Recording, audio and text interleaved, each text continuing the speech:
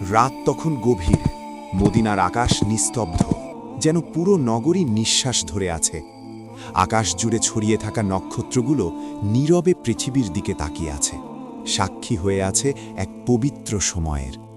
চারদিকের এই গভীর নিস্তব্ধতার মাঝেই দাঁড়িয়েছিলেন হজরত মুহাম্মদ সাল্লাল্লাহু আলাইহি ওয়াসাল্লামের আদরের কন্যা, জান্নাতের নারীদের সর্দারিনী হজরত ফাতেমা রাদিয়াল্লাহু তাআলা আনহা।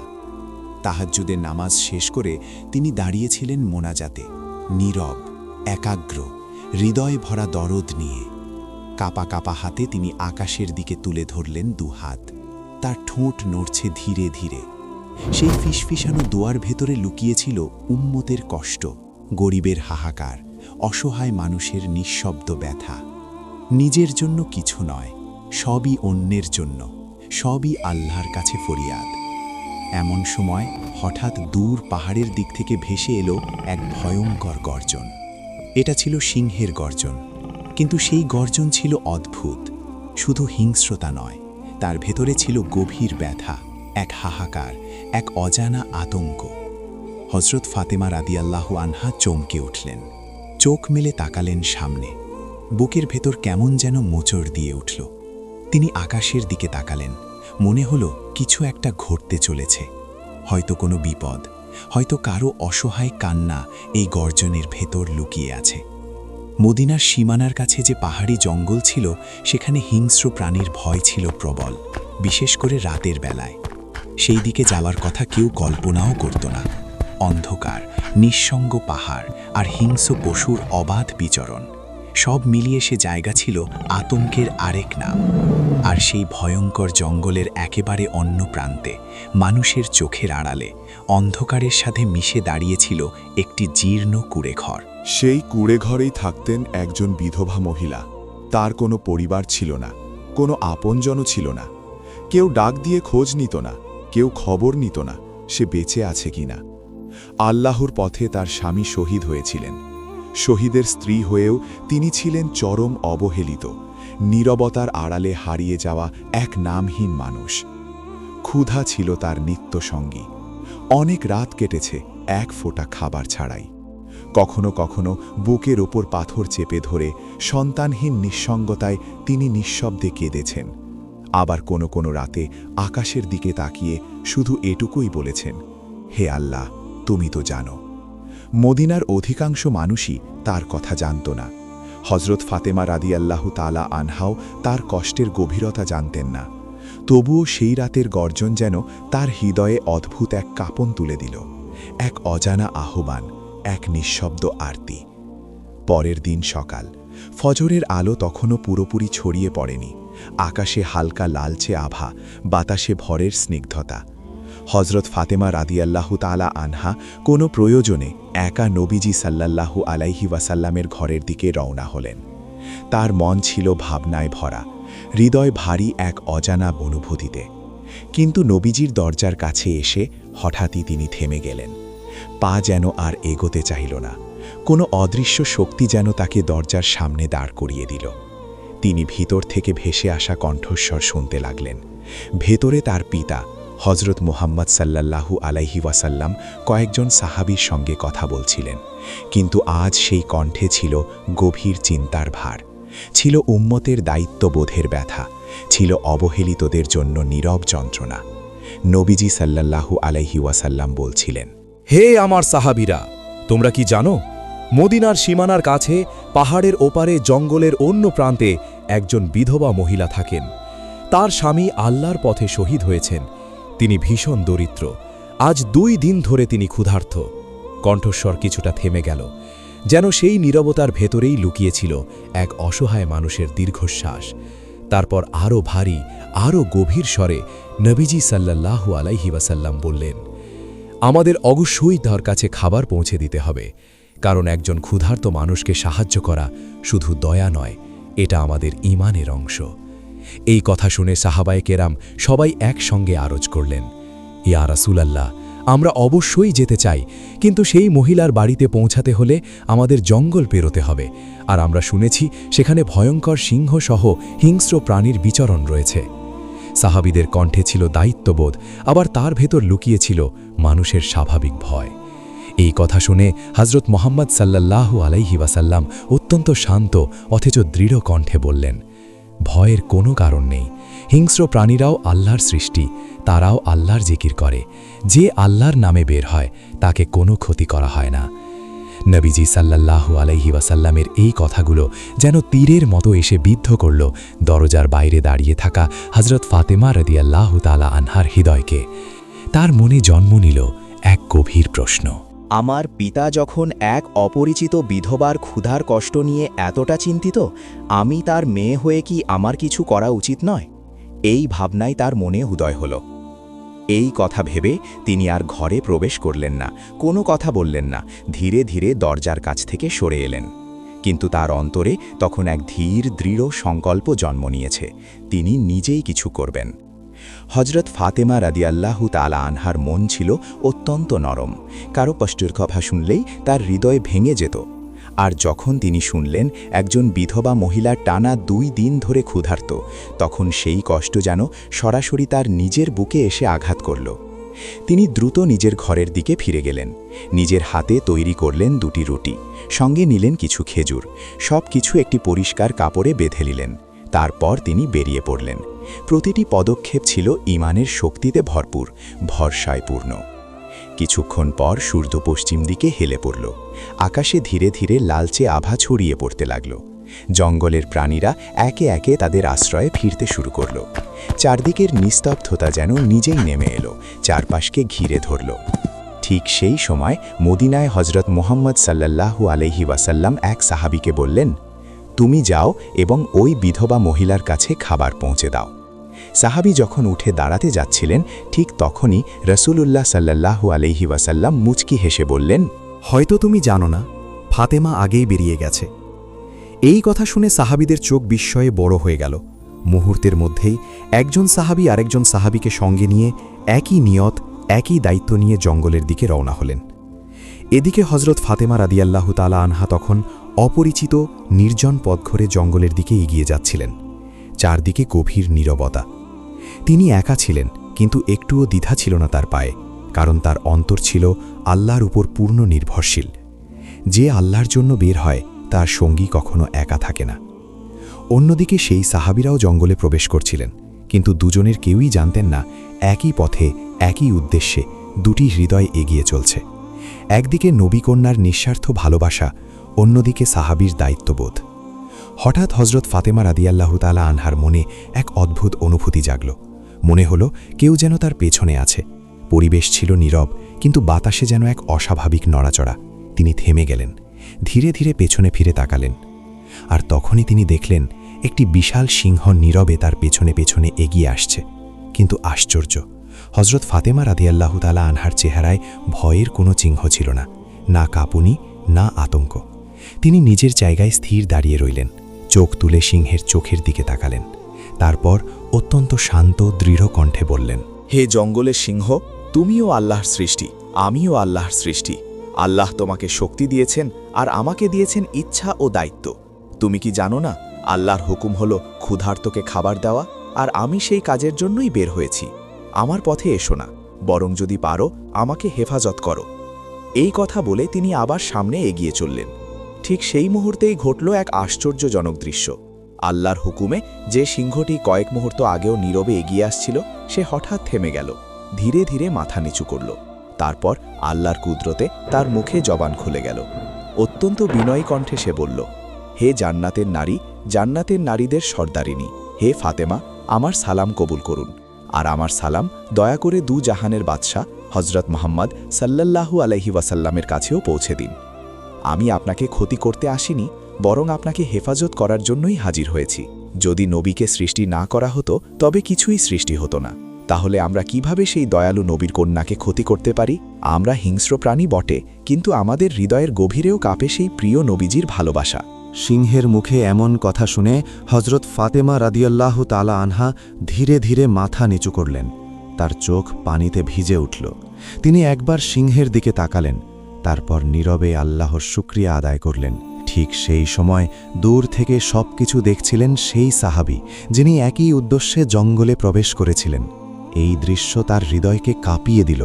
চোখের সামনে যেন ঈমানের এক জীবন্ত নিদর্শন ফুটে উঠল। তিনি সঙ্গে সঙ্গে আল্লাহর কাছে আরজ করলেন, হে আল্লাহ, আমরা কত ভাগ্যবান! আমরা সেই নবীকে মানি যাকে জঙ্গলের হিংস্র প্রাণীরাও চেনে, কিন্তু আফসোস তাদের জন্য যারা আজও সেই নবীকে চিনতে পারেনি, যাকে বনের হিংস্র প্রাণীরাও ভালোবাসে। হে আল্লাহ, আপনি তাদেরও হেদায়েত দান করুন। এই দোয়া করতে করতেই তার চোখ থেকে অশ্রু ঝরতে থাকল। হৃদয় ভরে উঠল কৃতজ্ঞতা আর ভালোবাসায়।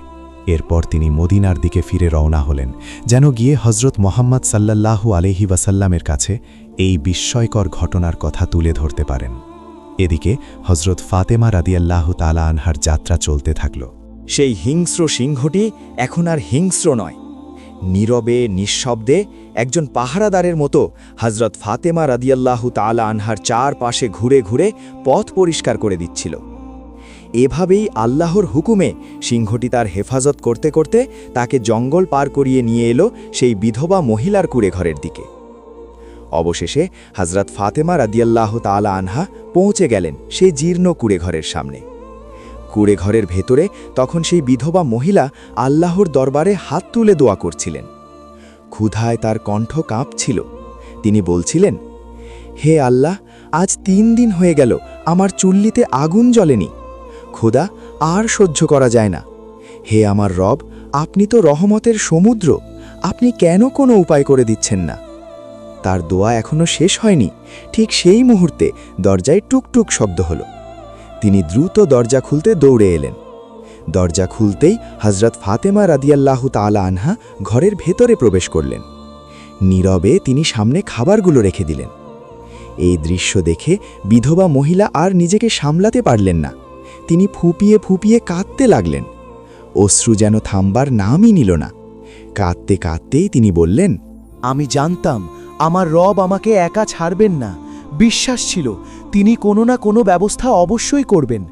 হে ফাতেমা, তুমি শুধু মানুষ নও, তুমি সেই নারী যার মর্যাদার কথা স্বয়ং আল্লাহ তাআলা উল্লেখ করেছেন। এই কথা শুনে হযরত ফাতেমা রাদিয়াল্লাহু তাআলা আনহা নরমভাবে তার মাথায় হাত রাখলেন। সেই সান্ত্বনার স্পর্শে বিধবার কান্না কিছুটা থেমে এলো। মনে হলো দীর্ঘদিনের জমে থাকা ব্যথা যেন একটু হালকা হলো। কিন্তু আশ্চর্য, এত বড় কাজ করেও হযরত ফাতেমা রাদিয়াল্লাহু তাআলা আনহার মুখে কোনো গর্ব নেই, নেই কোনো প্রশংসার প্রত্যাশা।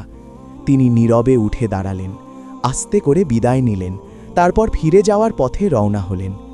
ফিরে যাওয়ার সময়ও সেই সিংহ তখনও তার সঙ্গেই ছিল, নীরব, অনুগত, ছায়ার মতো। ঠিক সেই সময় জঙ্গলের কাছাকাছি একজন রাখাল প্রতিদিনের মতো তার ছাগল চড়াতে এসেছিল। সে ছিল একেবারেই সাধারণ একজন মানুষ। জীবনের ব্যস্ততা আর সংগ্রামের মধ্যেই তার দিন কেটে যেত।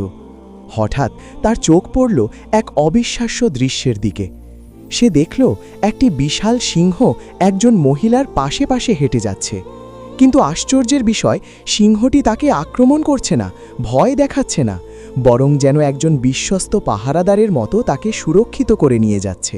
এই দৃশ্য দেখে রাখাল হতভম্ব হয়ে গেল। বুকের ভেতর ধকধক করে উঠল তার হৃদয়। ভয়ে দ্রুত ছাগলগুলোকে একপাশে সরিয়ে নিল। তারপর নিঃশ্বাস আটকে রেখে পুরো মনোযোগ দিয়ে তাকিয়ে রইল। সে হযরত ফাতেমা রাদিয়াল্লাহু তাআলা আনহাকে চিনত না, কিন্তু তার চোখের সামনে যা ঘটছিল তা কোনো সাধারণ ঘটনা ছিল না। সে যেন পাথরের মূর্তির মতো স্তব্ধ হয়ে দাঁড়িয়ে রইল। কিছুক্ষণ পর হযরত ফাতেমা রাদিয়াল্লাহু তাআলা আনহা জঙ্গল পার করে মদিনার সীমানায় প্রবেশ করলেন। সিংহ তখনও নীরবে তার সাথে সাথে চলছিল। আর যখন জঙ্গলের শেষ প্রান্তে পৌঁছালো, ঠিক তখন সিংহটি থেমে গেল। গভীর শ্রদ্ধায় মাথা নিচু করল, নিঃশব্দে বিদায় জানালো। তারপর ধীরে ধীরে আবার জঙ্গলের গভীরে ফিরে গেল। মদিনায় তখন হযরত মুহাম্মদ সাল্লাল্লাহু আলাইহি ওয়াসাল্লাম সাহাবায়ে কেরামের সঙ্গে উপবিষ্ট ছিলেন। আলাপ চলছিল। হঠাৎ সেই সাহাবী যিনি জঙ্গলে গিয়েছিলেন ফিরে এলেন। তার চোখে তখনও আবেগের জল। হৃদয় কাঁপানো কণ্ঠে তিনি সম্পূর্ণ ঘটনাটি নবীজি সাল্লাল্লাহু আলাইহি ওয়াসাল্লামের সামনে বর্ণনা করলেন। সব কথা শুনে হযরত মুহাম্মদ সাল্লাল্লাহু আলাইহি ওয়াসাল্লাম মুচকি হেসে বললেন, ফাতেমা শুধু আমার মেয়ে নয়, সে আল্লাহর প্রিয় বান্দি। আল্লাহ তাআলা তাকে জান্নাতের নারীদের সর্দার বানিয়েছেন। মনে রেখো, যে সত্য ও ন্যায়ের পথে অটল থাকে তার জন্য আল্লাহর সাহায্য অবশ্যই আসে। এই কথা সাহাবায়ে কেরামের মাঝে এক অলৌকিক ঘটনার মতো ছড়িয়ে পড়ল।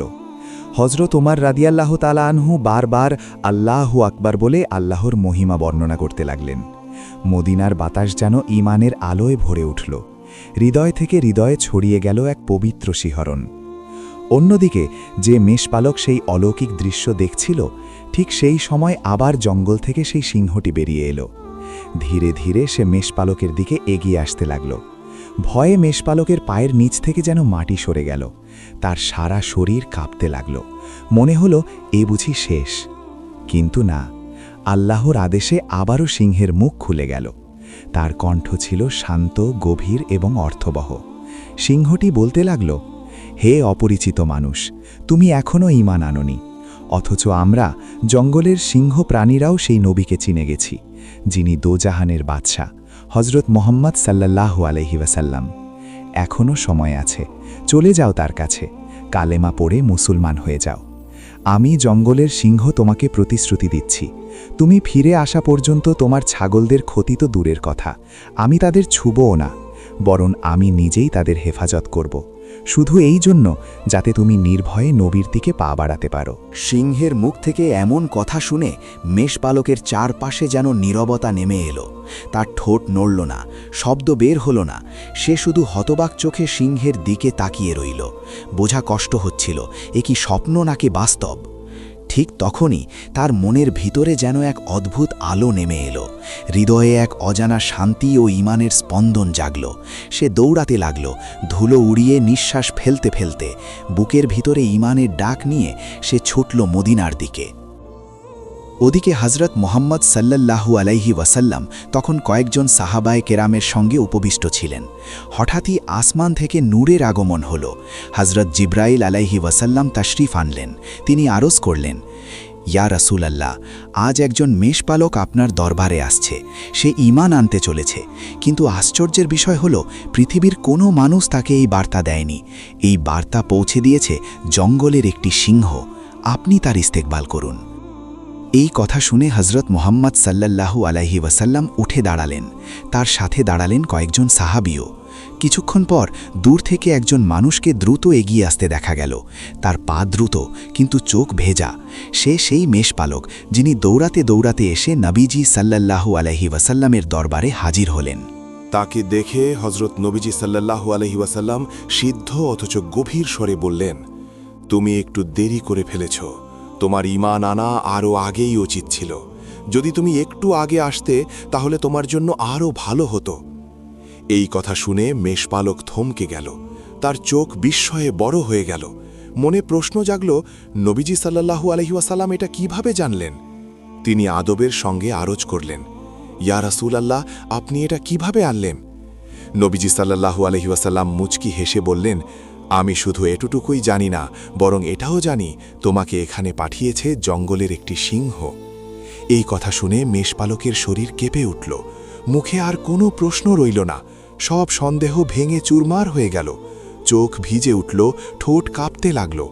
বিনয়ের সঙ্গে কাঁদতে কাঁদতে সে আরজ করতে লাগল, ইয়া রাসূলাল্লাহ, আমাকে কালেমা পড়িয়ে দিন, আমাকে মুসলমান বানিয়ে দিন। তখন নবীজি সাল্লাল্লাহু আলাইহি ওয়াসাল্লাম তাকে নিজের কাছে ডাকলেন এবং আদবের সঙ্গে বললেন। মেষপালকের চোখ থেকে অজরে অশ্রু ঝরতে লাগল। তার ঠোঁট নড়তে লাগল। সে পূর্ণ বিশ্বাস আর কাপা কণ্ঠে কালেমা পাঠ করল। তার পুরো শরীর কেঁপে উঠছিল। মনে হচ্ছিল যেন বুকের ওপর থেকে এক বিশাল বোঝা নেমে গেছে। তার সেই শূন্যতার জায়গায় নেমে এসেছে এক নতুন আলো, ঈমানের আলো। হজরত মোহাম্মদ সাল্লাল্লাহু আলাইহি ওয়াসাল্লাম স্নেহ ভরে মেষপালকের কাঁধে হাত রাখলেন। তিনি বললেন, তুমি সত্যি ভাগ্যবান, কারণ তুমি এই বার্তা পেয়েছ একটি সিংহ প্রাণীর মাধ্যমে। হ্যাঁ, জঙ্গলের সেই সিংহের মাধ্যমে। এখন তোমার আর কোনো ভয়ের কারণ নেই, কারণ তোমার রক্ষক হিসেবে এখন স্বয়ং আল্লাহ তাআলা নিযুক্ত হয়েছেন। ওদিকে জঙ্গলের কিনারায় সেই সিংহ তখনও নীরবে বসেছিল, স্থিরভাবে মেষপালকের ছাগলগুলোর পাহারা দিচ্ছিল। কিছুক্ষণ পর মেষপালক ফিরে এসে দেখল একটিও ছাগল হারায়নি, সব ছাগল নিরাপদে রয়েছে। সিংহ তাকে দেখেই ধীরে ধীরে উঠে দাঁড়ালো, শ্রদ্ধাভরে মাথা নিচু করল, আর কোনো শব্দ না করে নীরবে জঙ্গলের গভীরে ফিরে গেল। এই অলৌকিক ঘটনা খুব দ্রুত পুরো মদিনায় ছড়িয়ে পড়ল। এভাবেই প্রিয় নবীজি সাল্লাল্লাহু আলাইহি ওয়াসাল্লামের প্রতি শ্রদ্ধা, ভালোবাসা ও আনুগত্য প্রকাশ করল জঙ্গলের পশু পাখিরাও। একই সাথে এই ঘটনা ইসলাম প্রচারের রাস্তা সহজ করে দিল। ইসলাম প্রচারের স্বার্থে আমাদের ইসলামিক চ্যানেলটি সাবস্ক্রাইব করে রাখুন। ধন্যবাদ।